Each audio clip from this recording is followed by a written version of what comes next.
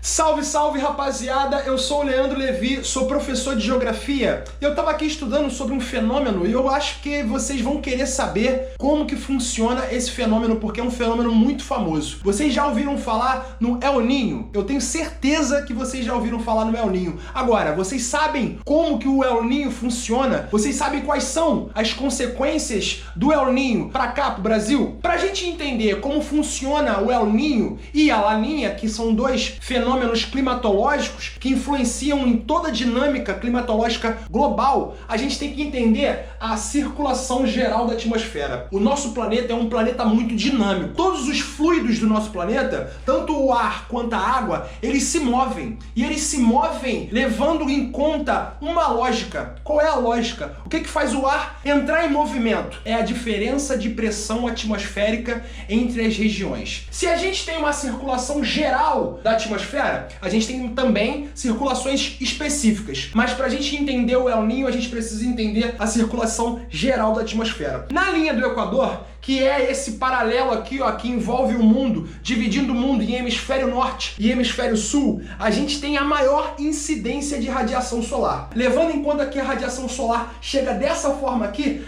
na barriga da Terra, é onde a gente vai ter maior incidência de radiação solar. Eu acho que nisso vocês concordam comigo. Agora, trazendo para cá, aqui a gente tem meia Terra. Olha a linha do Equador aqui, a latitude 0 grau. Olha aqui os polos, 90 graus norte e 90 graus sul. Aqui nós temos os trópicos e aqui nós temos os círculos polares. Galera, a gente precisa entender aqui agora como que funciona a circulação geral da atmosfera. Aqui na linha do Equador é a zona do globo que recebe mais luz, que recebe mais incidência de radiação solar. O que a luz gera quando chega aqui? A luz esquenta a superfície e gera evaporação. O ar que fica quente, ele não sobe? Então, ele gera evaporação. É muita evaporação de água, é muito ar subindo quente. Se a gente tem ar ascendente subindo, o ar quente subindo, a gente vai ter uma área de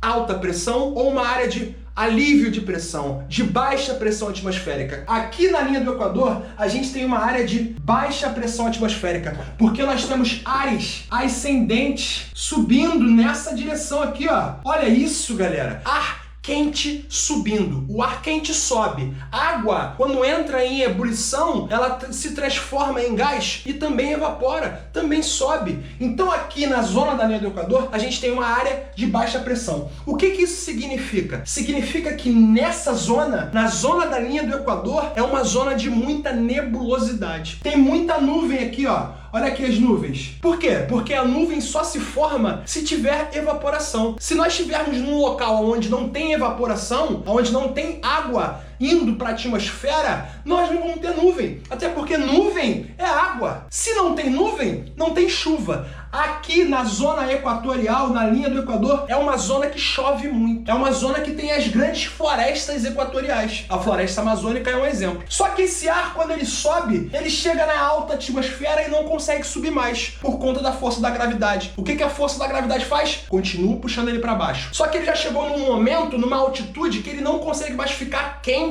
para continuar subindo. Ele já ficou frio. Quanto mais alto, mais frio. O que acontece com esse ar? Ele cai de novo. Só que ele cai aqui na zona da linha do Equador, na zona equatorial, não. Porque aqui na zona equatorial tem ar subindo o tempo todo, tem água evaporando o tempo todo. Onde que ele cai? Ele cai nos trópicos. Olha aqui, ó. Eu vou até fazer com outra cor para você entender. Vou fazer com verde aqui. O ar caindo nos trópicos. Olha aqui, ó. Tanto no trópico de Capricórnio quanto no trópico de Câncer. Trópico de Câncer, 30 graus norte, hemisfério norte. Trópico de Capricórnio, 30 graus sul. Olha só, galera. O que é pressão atmosférica? É a densidade do ar. É o peso que o ar faz sobre a superfície. Aqui tem ar fazendo peso sobre a superfície? Tem. Olha aqui, ó. Olha aqui o ar fazendo peso sobre a superfície. O que acontece com o ar que está aqui embaixo sofrendo essa pressão? Tanto de um lado quanto do outro. Ele corre. Ele corre para onde? Para ambos os lados.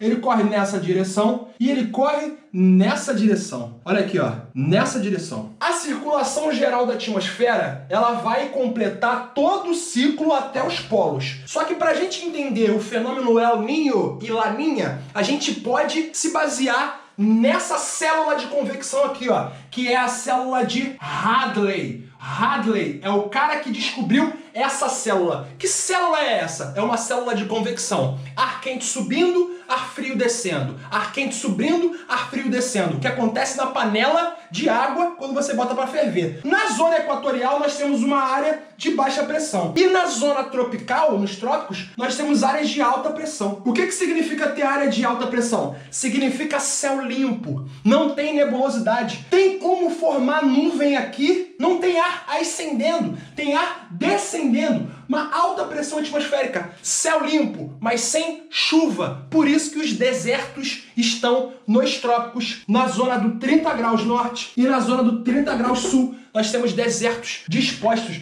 Olha aqui, ó. Olha onde é que está 30 graus norte. O 30 graus norte está aqui no deserto do Saara, deserto da Arábia Saudita, aqui na Índia. Olha aqui o 30 graus sul, aqui ó, deserto do Atacama, deserto da Namíbia, deserto da Austrália aqui ó, de Outback. Aqui na zona da linha do Equador, aonde tem muita chuva, nós temos as grandes florestas. Se não tiver chuva, não tem floresta. Como é aqui, deserto. Esses ventos aqui, eles têm nome. O nome do vento que interessa pra gente entender o fenômeno El Niño e Laninha é o vento alísio. Aí nós temos aqui os ventos de baixa altitude, aqui perto da gente, baixa altitude, que correm dos trópicos até a linha do Equador. Olha aqui, ó, trópico até a linha do Equador. Vocês estão vendo que tem uma zona de convergência, que é a famosa zona de convergência intertropical, entre os trópicos. Aqui é uma zona de convergência. Na zona da linha do Equador é uma zona de convergência, porque tem vento correndo do trópico de Câncer na direção dela e vento correndo do trópico de Capricórnio na direção dela. Esses ventos, eles são os ventos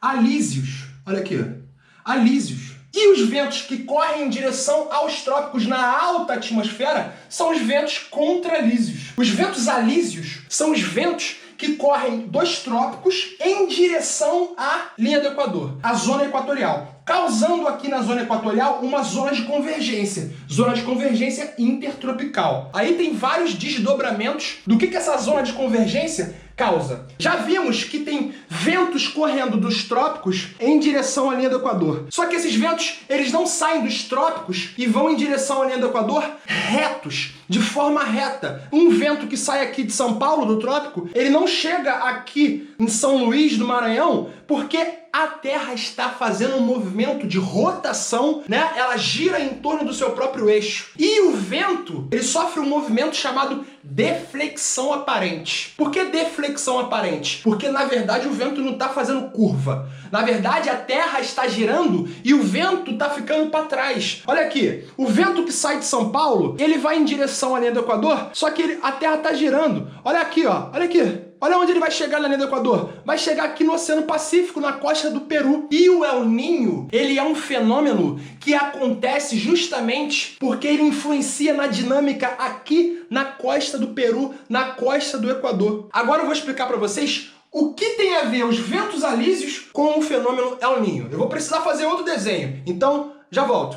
Bom, voltei aqui ó, com mais um desenho para a gente entender de vez como funciona o El Niño e a Laninha. A gente viu que os ventos alísios, eles são os ventos que saem dos trópicos e vão em direção à linha do Equador. Tanto os alísios de Nordeste, né, que são do norte para a linha do Equador, e os alísios de Sudeste, que são os ventos que saem do trópico de Capricórnio em direção à linha do Equador. Só que a Terra gira, e isso faz com que esses ventos sofram uma deflexão aparente. Como funciona essa deflexão aparente? Os ventos que saem dos trópicos em direção à linha do Equador, eles sofrem uma curva, porque a Terra está girando. O vento está fazendo curva? Não tá. É a Terra que está girando e está fazendo com que o vento aparentemente sofra uma curva. O nome desse efeito, dessa deflexão aparente, é efeito Coriolis. Eu tenho certeza que você vai entender agora como que o efeito Coriolis do vento alísio influencia na dinâmica climatológica global através do El Niño e da Laninha.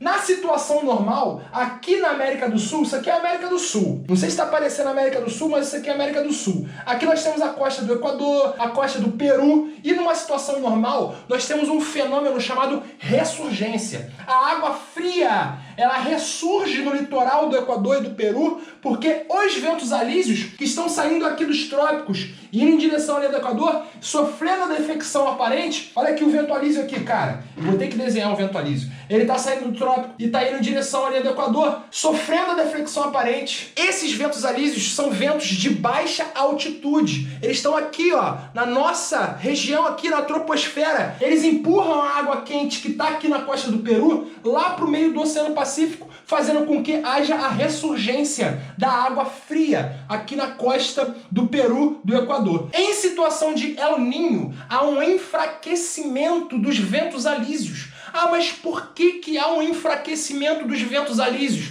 Não sei. O importante é você entender que há um enfraquecimento dos ventos alísios. Os ventos alísios, eles perdem força e não conseguem empurrar as águas quentes. Elas são quentes e estão aqui de vermelho, elas não conseguem empurrar as águas quentes lá para o meio do Oceano Pacífico. E o que isso significa? Água quente para os pescadores é bom, porque tem muito peixe. E isso acontece geralmente na época do Natal. Por isso os pescadores lá do Peru colocaram o nome desse fenômeno de El Niño, fazendo uma referência ao menino Jesus. E a Laninha? A Laninha é exatamente o contrário do El Niño. É o fortalecimento dos ventos alísios. Os ventos alísios, eles ficam mais fortes e empurram para mais longe ainda as águas quentes, fazendo com que a ressurgência aconteça de forma mais abrupta. Esses dois fenômenos aqui, galera, eles mudam toda a dinâmica climatológica global. Olha aí na tela como que eles influenciam no mundo inteiro. Mas olha só, como que eles influenciam no Brasil?